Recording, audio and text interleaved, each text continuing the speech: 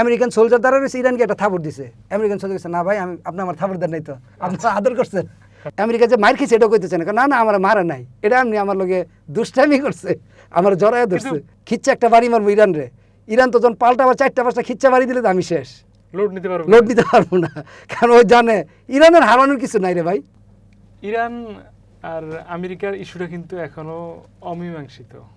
যেমন আমি যদি একটু খোলামেলা প্রশ্ন করি যে কালকে যে হরমুজে আক্রমণটা হলো, গণমাধ্যমের একটা পক্ষ এটা জানে যে আক্রমণটা করছে আমেরিকা, তারা উচ্ছ্বসিত, মানে হরমুজ আক্রমণ করে ফেলছে। কিন্তু আদতে সত্য ঘটনা হচ্ছে যে হরমুজ রক্ষার্থে ইরান আক্রমণ করেছে। আসলে এটা কতটা সত্যতা, আর আপনার অ্যানালাইসিস কি বলে? ধন্যবাদ। গতকালকে যে ইরান সরাসরি হামলা করলো, হামলা করে ইরান কিন্তু তার রাষ্ট্রীয় টেলিভিশনে ঘোষণা দিয়ে দিচ্ছে যে আমি আমেরিকার স্বার্থ প্রদত্ত জাহাজে আক্রমণ করছি। আশ্চর্যের বিষয় হচ্ছে আমেরিকা আবার এই আক্রমণ যে করছে এটা স্বীকার করতেছে না। আমেরিকার বলতেছে যে আমরা খোঁতায় দেখতেছি, এটার বিশ্লেষণ করতেছি, দেখতেছি এটা সেটা। আমেরিকা আবার একটু থ্রেট দিয়ে বললো যে জাহাজে যদি আবার আক্রমণ করো খবর আছে, এবং আরব আমিরাত এদের প্রতি যদি কোনো আবার পাল্টা আঘাত হয় খবর আছে। এই কথা যখন ট্রাম্প বলতেছিল লাইভে, ওই টাইমে আবার আরব আমিরাতে ইরান হামলা করলো। এখন আপনার মনে মনে চিন্তা হচ্ছে ইরান এত বেপরোয়া হয়ে গেল কেন?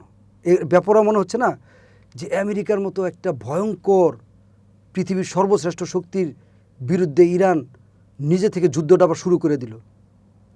এটা হিসাবে ইরান খুব হিসাব করে এই যুদ্ধ করতেছে। আপনার কি মনে হচ্ছে যে কালকে যে হরমুজে ইরান জাহাজে অ্যাটাক করছে এটা কোনো হিসাব ছাড়া? ওরা টোটাল একটা ক্যালকুলেশন করে নেমে গেছে। ক্যালকুলেশনটা এরকম, প্রথম বিষয় হচ্ছে যুদ্ধের তো 2টা মাত্রা থাকে, ডিপ্লোমেসি এবং ফ্রন্ট ওয়ার, অর্থাৎ সম্মুখ সামরে যে যুদ্ধ। 2 জায়গায় এখন ইরান উইন উইন সিচুয়েশনে চলে গেছে।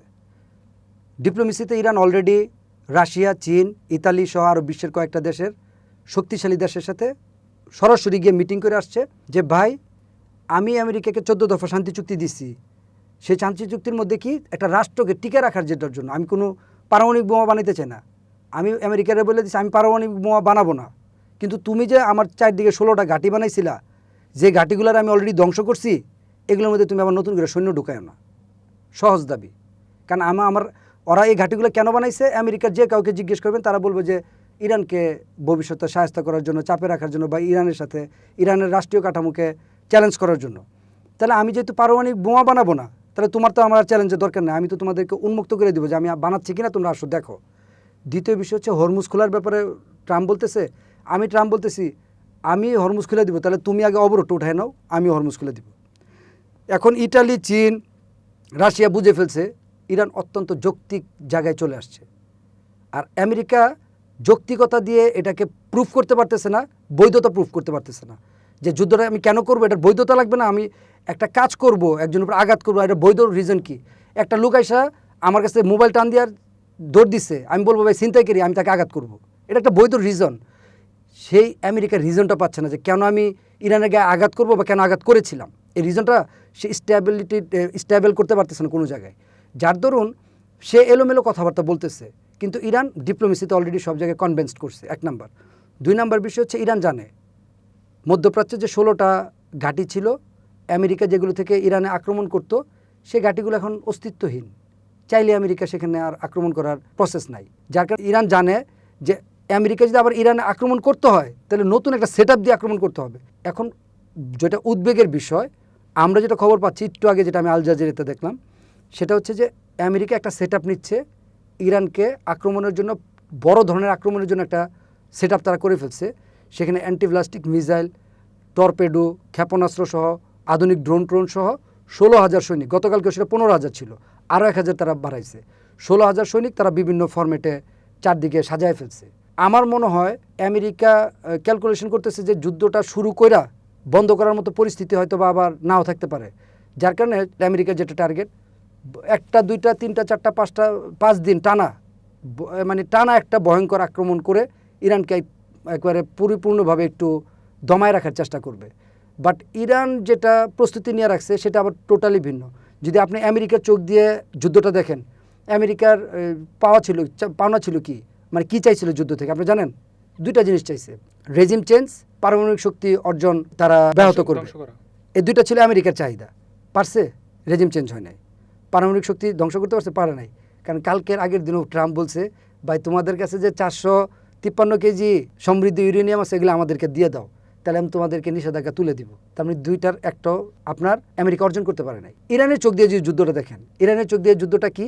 অর্থনৈতিক মুক্তি আর তারা রেজিম টিকায় রাখা। রেজিম টিকায় রাখছে। অর্থনৈতিক মুক্তি হচ্ছে যুদ্ধে পৃথিবীর একমাত্র ব্যতিক্রম উদাহরণ ইরান, যে যুদ্ধে যাদের অর্থনীতি বাড়তেছে। কল্পনা করেন আপনি, এত নিষেধাজ্ঞা আমেরিকা দিছিল, এত মেকানিজম আমেরিকা করছিল যে ওদের কাছে কোনো টাকা পয়সা ডলার পৌঁছানোর রাস্তা ছিল না। কিন্তু এই যুদ্ধ ছিলায় ওরা বিভিন্ন জায়গায় বিভিন্ন ফরম্যাটে এখন প্রচুর অর্থনীতি চাঙ্গা হয়ে গেছে তাদের। পুরো ইরানের অর্থনীতি এখন চাঙ্গা। এখন ইরান চিন্তা করতেছে যুদ্ধ করলে তো আমার অর্থনীতি বাড়তেছে, আমার তো ভয়ের কিছু নাই। যুদ্ধ যত লম্বা হবে তত ক্ষতিগ্রস্ত হবে আমেরিকা, ইসরায়েল। যার কারণে আমেরিকা একটা বড় ধোঁয়াশার মধ্যে আছে। আক্রমণ করবো না, পিডানি দিমু একটা না দিমু না, পিডানি একটা দিয়ে কি আবার 10টা খামু কিনা, এই চিন্তার মধ্যে সে আছে। খিচ্ছে একটা বাড়ি মারবো ইরান রে, ইরান তো যখন পাল্টা আবার 4টা-5টা খিচ্চা বাড়ি দিলে তো আমি শেষ, লোড নিতে পারবো না। কারণ ওই জানে ইরানের হারানোর কিছু নাই রে ভাই। ইরান নিষেধাজ্ঞা খাইতে তারা এখন একবেলা খায় অভ্যস্ত, তার হারানোর কিছু নাই। তো এর চেয়ে আর চাপ আমেরিকা ইরানকে দিতে পারবে না। ইরান এটা বুঝে ফেলছে। ইরান বুঝছে আমেরিকার ঘাঁটি সব শেষ, ইরানকে চাপ দেওয়ার মতো কিছু নাই। ইরানকে যেটা আমেরিকাকে যতটুকু ক্ষতি করার দরকার যেভাবে, ওই ক্ষেপণাস্ত্র মজুদও তাদের কাছে আছে। কিছু টর্পেডো, কিছু গান বুট নিয়ে ওরা একটু পর গিয়া ডিস্টার্ব করবে আমেরিকারে। আমেরিকা যখন আপনার বিলিয়ন ডলার দিয়ে সৈন্য টোন, আপনি একটা জিনিস কল্পনা করবেন, একটু নর্মালি একটু কল্পনা করেন। আমরা তো সিভিল পিপল, আমরা তো মিলিটারি না, বাট আমি কল্পনা জগতে যেটা ভাবি, এই যে 16,000 সৈনিক আসছে, এদের খাওয়া, এদের অস্ত্র মজুদ, এদের বিভিন্ন জায়গায় প্রিপারেশন নেওয়া, ট্রেনিং নেওয়া, পোশাক পরিচ্ছেদ, কী পরিমাণ ব্যয় হচ্ছে। সমুদ্রে খাওয়া, এটা তো নর্মাল খাওয়া না, সমুদ্রে খাবার গিয়ে এখানে লোড করতে হচ্ছে, মানে হিউজ ব্যয়। এই প্রোটেকশনটা তার দিতে গিয়া তার হিউজ ব্যয় করতে হচ্ছে। কত ব্যয় করতে হচ্ছে? বিলিয়ন টাকা। আর ইরানের কোনো ব্যয় না। ইরান খালি কইব, ওই একটা শীষ দিব, একটা গান বুট গেন ডি করে গুলি গেলে আবার পিছনে এসে পড়বো। ওরা আবার 15,000 সৈনিক কিন্তু আবার রেডি হইতে হবে, এই ছাত্রী পোশাক পর রেডি। তার মানে কি, ইরান একটা স্ট্র্যাটেজিক্যালি একটা ভালো জায়গায় আছে, যেটা আমেরিকা নাই। ইরান 500 টাকা খরচ করে যে ডিস্টার্ব করতে পারবো, এটা ট্যাকেল দিতে গেলে আমেরিকার $500 মিলিয়ন প্রয়োজন। সো এই যুদ্ধটা একটা অসামঞ্জস্য পর্যায়ে চলে গেছে। এখন আপনি বলতে পারেন যে যুদ্ধ কি শুরু হবে? আমার ধারণা এখনও যুদ্ধ শুরু করতে চাচ্ছে না আমেরিকা। নাহলে কালকে ইরান এমন দুটা মাইর দিল আমেরিকারে, আমেরিকা যে মাইর খেয়েছে এটাও কইতেছে না, না আমার মারা নাই, এটা এমনি আমার লগে দুষ্টামি করছে, আমার জড়ায় ধরছে। ব্যাপারটা এরকম হতে পারে কিনা যে ধীরে ধীরে দিন যত যাচ্ছে ইরানকে আরো শূন্যতার দিকে নিয়ে যাচ্ছে, যাতে করে ছোট্ট একটা হামলা ইরান করলে, আমেরিকা একটা হামলা করলে ইরান, না এরকম রাস্তা নাই। ইরান এরকম একটা দেশ, এত বড় দেশ, এত স্ট্র্যাটেজিক্যালি তারা স্প্রেড করা, এই রাস্তা আমেরিকা নাই। এটা তো জানে, এটা তো বহু আগের হিসাব, যে চাইলে ইরান রে ওই ফিলিস্তিনের মতো, গাজার মতো, গাজা তো প্রায় 1,000 গাজার সমান ইরান, 2,000-3,000 গাজার সমান ইরান, যে একটা ছোট জায়গায় নিয়ে আমাকে আটকে বাইন্দা পিটানি দিল, ব্যাপারটা এরকম না। ইরানের হিসাবটা টোটালি ভিন্ন। তার মানে ওরা যেটা চাচ্ছে, আমেরিকা যুদ্ধটা শুরু করতে চাচ্ছে না, আমার যেটা ধারণা। আমেরিকা আর কোনোভাবে যুদ্ধটা শুরু করতে চাচ্ছে না। 2টা আক্রমণ করছে ইরান, মানে ধরেন ব্যাপারটা এরকম, আমেরিকান সোলজার দ্বারা রয়েছে, ইরানকে একটা থাপড় দিছে, আমেরিকান সোলজার কাছে, না ভাই আপনি আমার থাপড় দেন নাই তো, আপনি তো আদর করছেন। ব্যাপারটা হচ্ছে এরকম, যে ওরা মার খেতেছে কিন্তু ওরা স্বীকার করতেছে না। কারণ স্বীকার করলে তো আমেরিকান জনগণ চেতবো যে আমার সৈনিকরা মারছে, তুমি যুদ্ধ করো না কেন। আর যুদ্ধ শুরু করলে আর এই যুদ্ধ থেকে বেরোনোর রাস্তা পাবে না। যার কারণে আমেরিকা চাচ্ছে কোনো রকম চাপ দিয়া আমেরিকার যে দাবিটা, এই দাবিটা পরিপূর্ণ উসল করে ওরা খালি কোনো রকম মান সম্মান নিয়ে এখান থেকে যুদ্ধ থেকে পিছানো।